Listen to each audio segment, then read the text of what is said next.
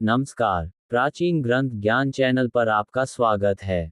आज हम आपको श्रीमद् देवी भागवत पुराण के द्वितीय स्कंद में अध्याय 7 श्रवण करवाएंगे, जिसमें धृतराष्ट्र का युधिष्ठिर से दुर्योधन के पिंडदान हेतु धन मांगना, भीमसेन का प्रतिरोध, धृतराष्ट्र, गांधारी, कुंती, विदुर और संजय का वन के लिए प्रस्थान, वनवासी धृतराष्ट्र तथा माता कुंती से मिलने के लिए युधिष्ठिर का भाइयों के साथ वनगमन, विदुर का महाप्रयाण, धृतराष्ट्र सहित पांडवों का व्यास जी के आश्रम पर आना, देवी की कृपा से व्यास जी द्वारा महाभारत युद्ध में मरे कौरवों पांडवों के परिजनों को बुला देने का वर्णन किया गया है। तो आए साधकों, हम कथा श्रवण करने से पहले चैनल को सब्सक्राइब कर ले और वीडियो को पूरा देखे। चलिए हम वीडियो को शुरू करते हैं। सूत जी बोले, हे मुनिगण, माननीय द्रौपदी उन पांचों पांडवों की पतिव्रता पत्नी थी। उन द्रौपदी को अत्यंत सुंदर 5 पुत्र उन पतियों से उत्पन्न हुए। अर्जुन की एक दूसरी सुंदर पत्नी श्री कृष्ण की बहन सुभद्रा थी, जिन्हें अर्जुन ने पूर्व काल में भगवान श्री कृष्ण की अनुमति से हर लिया था। उन्हीं सुभद्रा के गर्भ से महान वीर अभिमन्यु का जन्म हुआ। वह संग्राम भूमि में मारा गया था। उसी युद्ध में द्रौपदी के 5 पुत्र भी मारे गए थे। वीर अभिमन्यु की श्रेष्ठ तथा अत्यंत सुंदर पत्नी महाराज विराट की पुत्री उत्तरा थी। महाभारत के युद्ध में कुरुकुल का नाश हो जाने पर उसने एक पुत्र उत्पन्न किया था। वह द्रोणपुत्र अश्वत्थामा की बाणाग्नि से पहले गर्भ में ही मर गया था, किंतु बाद में भगवान श्री कृष्ण ने अश्वत्थामा की बाणाग्नि से निर्दग्ध अपने भांजे के पुत्र को अपने अद्भुत प्रताप से पुनः जीवित कर दिया था। कुरुवंश के समाप्त होने पर वह श्रेष्ठ पुत्र उत्पन्न हुआ था, इसलिए वह बालक परीक्षित नाम से पृथ्वी तल पर प्रसिद्ध हुआ।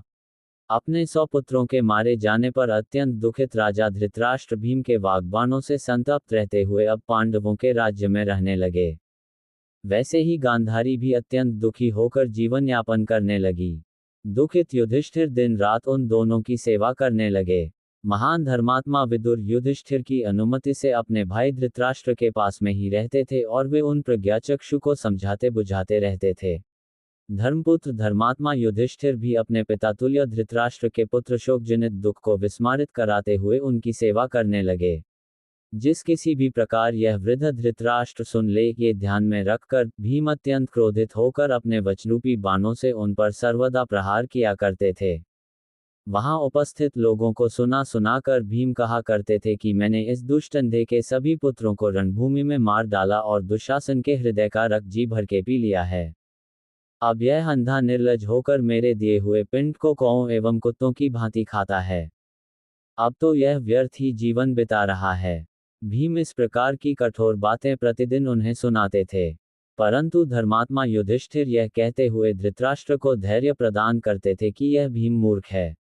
इस प्रकार उस दुखी धृतराष्ट्र ने 18 वर्ष तक वहां रहकर धर्मपुत्र युधिष्ठिर से वन में जाने की इच्छा प्रकट की। महाराज धृतराष्ट्र ने धर्मपुत्र युधिष्ठिर से ये भी प्रार्थना की कि अब मैं अपने पुत्रों के लिए विधि वपूर्वक पिंडदान करूंगा।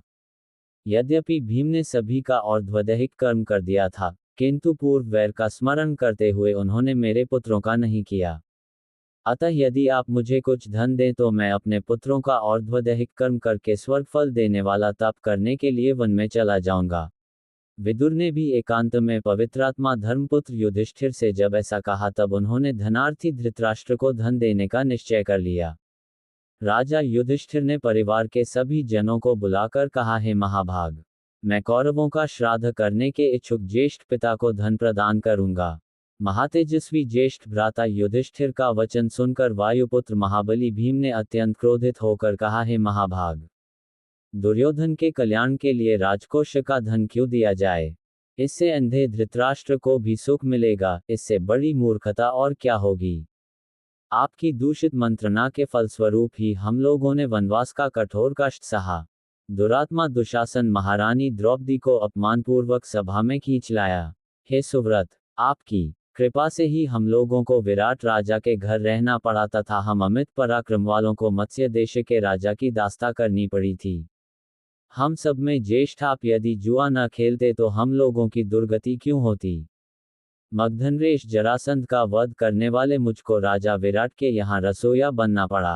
आपके ही कारण इंद्रपुत्र महाबाहु अर्जुन को विराट राजा के यहाँ स्त्री का रूप धारण करके उनके बच्चों को नृत्य की शिक्षा देने के लिए बृहन्नला बनना पड़ा।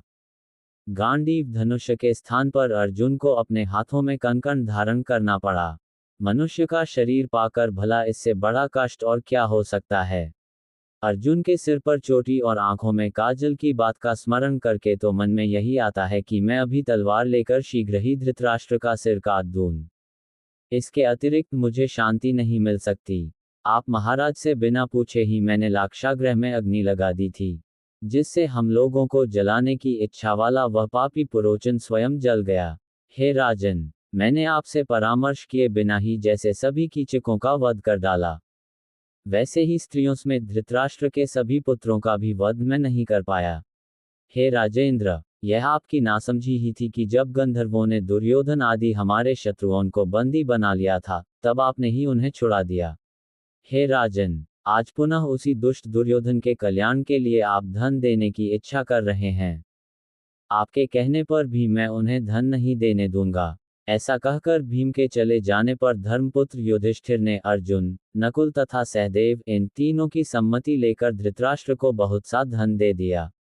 तब अंबिका पुत्र धृतराष्ट्र ने धन लेकर अपने पुत्रों का विधिवत श्राद्ध कर्म कराया और ब्राह्मणों को विविध दान दिए।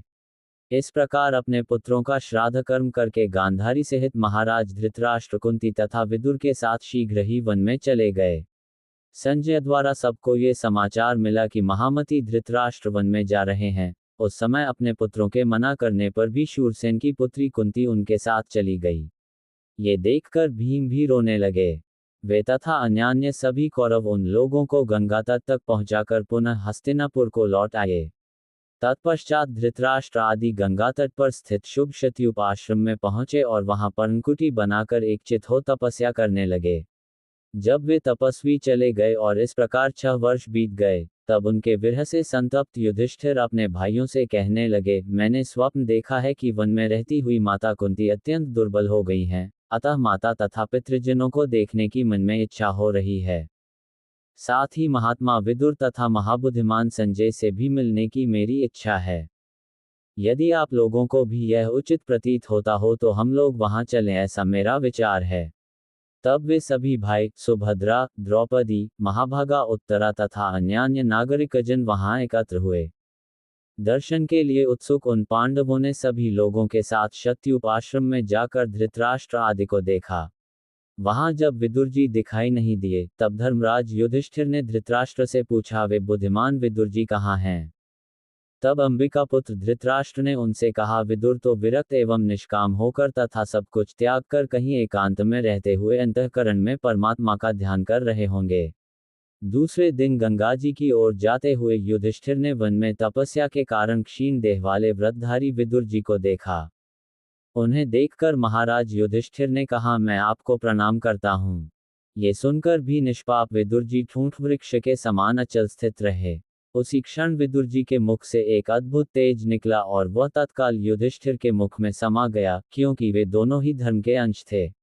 इस प्रकार विदुर जी ने प्राण त्याग कर दिया और युधिष्ठिर अत्यंत शोकाकुल हो गए। वे राजा युधिष्ठिर उनके शरीर का दाह संस्कार करने का प्रबंध करने लगे।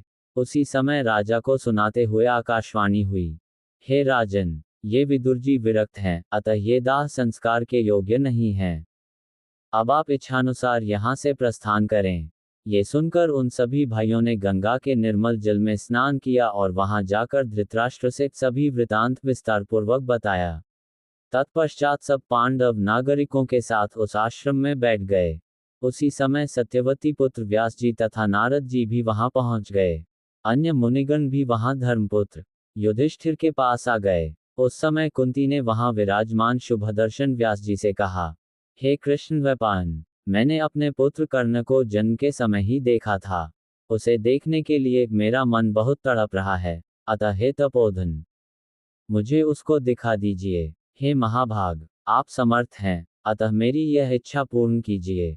गांधारी बोली, हे मुने, दुर्योधन सम्रभूमि में चला गया था और मैं उसे देख नहीं पाई, अतः हे मुनि श्रेष्ठ, छोटे भाइयों सहित उस दुर्योधन को आप मुझे दिखा दीजिए।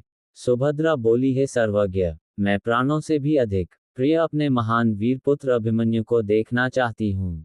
अतः हे तपोधन, उसे अभी दिखा दीजिए। सूत जी बोले। इस प्रकार के वचन सुनकर सत्यवती पुत्र व्यास जी ने प्राणायाम करके सनातनी देवी भगवती का ध्यान किया। तब सान काल आने पर मुनिश्रेष्ठ व्यास जी युधिष्ठिर आदि सभी जनों को गंगा जी के तट पर बुलाकर पुण्यनदी गंगा के पवित्र जल में स्नान करके प्रकृति स्वरूपिणी, परम पुरुष को प्रसन्न करने वाली, सगुण निर्गुण रूपा, देवताओं की भी देवी, ब्रह्मस्वरूपिणी उन मणिद्वीप निवासिनी भगवती की स्तुति करने लगे। हे देवी, जब ब्रह्मा, विष्णु, शंकर, इंद्र, वरुण, कुबेर, यम तथा अग्नि ये कोई भी नहीं थे, उस समय भी आपकी सत्ता थी, ऐसी उन आपको मैं नमस्कार करता हूँ। जिस समय जल, वायु, पृथ्वी, आकाश तथा उनके रस आदि गुण, समस्त इंद्रियां, अहंकार, मन, बुद्धि, सूर्य तथा चंद्रमा ये कोई भी नहीं थे, तब भी आष्ट विद्यमान थी, ऐसी उन आपको मैं प्रणाम करता हूँ।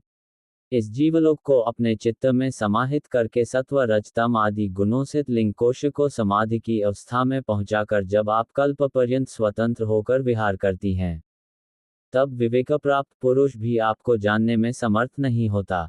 हे माता, ये लोग मृत व्यक्तियों के पुनः दर्शन के लिए मुझसे प्रार्थना कर रहे हैं, किंतु मैं ऐसा कर पाने में समर्थ नहीं हूँ। अतएव आप इन्हें मृत व्यक्तियों को शीघ्र ही दिखा दें। सूत जी बोले। व्यास जी के द्वारा इस प्रकार स्तुति किए जाने पर महामाया श्री भुवनेश्वरी देवी ने समस्त मृत राजाओं को स्वर्ग से बुलाकर दिखा दिया। कुंती, गांधारी, सुभद्रा, विराट पुत्री उत्तरा एवं सभी पांडव वापस आए हुए स्वजनों को देखकर प्रसन्न हो गए। तदनंतर अपरिमित तेज वाले व्यास जी ने महामाया देवी का स्मरण करके इंद्रजाल की भांति प्रकट हुए उन सबको पुनः लौटा दिया। तत्पश्चात धृतराष्ट्र आदि तापसों से आज्ञा लेकर सभी पांडव तथा मुनिजन वहां से चल दिए। राजा युधिष्ठिर भी मार्ग में व्यास जी की चर्चा करते हुए हस्तिनापुर आ गए। नमस्कार। अगला अध्याय अगले वीडियो में। तब तक बने रहे हमारे YouTube चैनल प्राचीन ग्रंथ ज्ञान पर। धन्यवाद।